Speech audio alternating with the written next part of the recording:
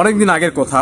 একবার এক মেয়ে কলেজ পরীক্ষায় ফার্স্ট হওয়ার জন্য খুব চেষ্টা করছিল, কিন্তু সে সফল হতে পারল না। সে মানসিকভাবে ভেঙে পড়ল এবং সে দুশ্চিন্তাগ্রস্ত হয়ে পড়ল। এই ব্যাপারটি তার পিতা কিছুদিন ধরে লক্ষ্য করছিলেন।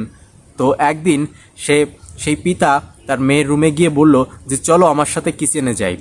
তো মেয়ে তার বাবার সাথে কিচেনে গেলেন এবং বাবা একটা স্টোভ জ্বালালেন, যে সেই স্টোভের উপর 3টি আলাদা আলাদা কেটলি রাখলেন। একটা কেটলিতে রাখলেন ডিম, একটা কেটলিতে রাখলেন আলু এবং অন্য কেটলিতে রাখলেন কফি।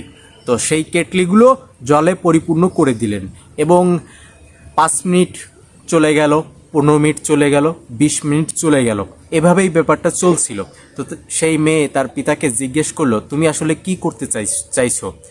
পিতা বললেন যে আর 1 মিনিট ধৈর্য ধরো। এরপর সেই স্টোভটি নিভিয়ে দেওয়া হলো এবং এক এক করে কেটলি থেকে প্লেটে ডিম, আলু এবং একটা মগে কফি ঢালা হলো। তো সেই পিতা তার মেয়েকে জিজ্ঞাসা করলেন, তুমি এখানে আসলে কি দেখতে পাচ্ছ? মেয়েটি বলল, এখানে আসলে দেখার কি আছে, দেখার তো কিছুই নেই। তো তখন তার পিতা বললেন যে এই ডিমটাকে লক্ষ্য করো, এটা প্রথমে নরম ছিল, ভেঙে যেত, কিন্তু যখন এই গরম পানিতে সেদ্ধ করা হলো তখন সে শক্ত হয়ে গেল। এবং এই আলুটিকে লক্ষ্য করো, এই আলু খুবই শক্ত ছিল, তো যখন গরম পানিতে ছেড়ে দেওয়া হলো তখন সে নরম হয়ে গেল।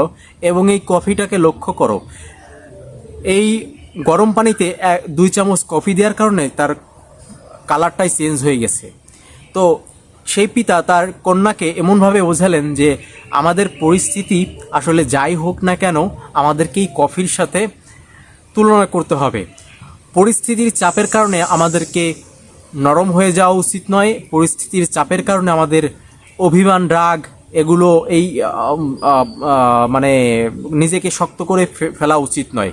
তোমাকে আসলে কি করা উচিত, যে পরিবেশ যেমনভাবে চলছে সেমনভাবে তোমার সেই পরিবেশের সাথে খাপ খাইয়ে নেওয়া চলা উচিত। তো তুমি হয়তো পরীক্ষায় ফেল করোনি, কিন্তু রেজাল্ট খারাপ করেছো, তোমাকে এটা মেনে নিতে হবে, এটাই বাস্তব।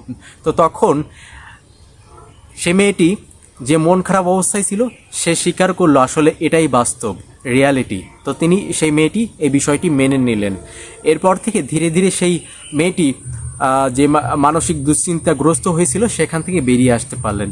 ঠিক তদ্রূপ এই যে কোনো পরিস্থিতি হোক না কেন আমাদের জীবনে, আমরা যদি আসলে সেই পরিবেশের সাথে খাপ খাইয়ে নিতে পারি তাহলে আমাদের জীবনটা অনেক সুন্দর হবে। অ্যান্ড আপনাদের সবাইকে অনেক অনেক ধন্যবাদ এবং থ্যাঙ্কস ফর ওয়াচিং। দেখা হবে নতুন কোনো ভিডিওতে নতুন কোনো টপিক নিয়ে।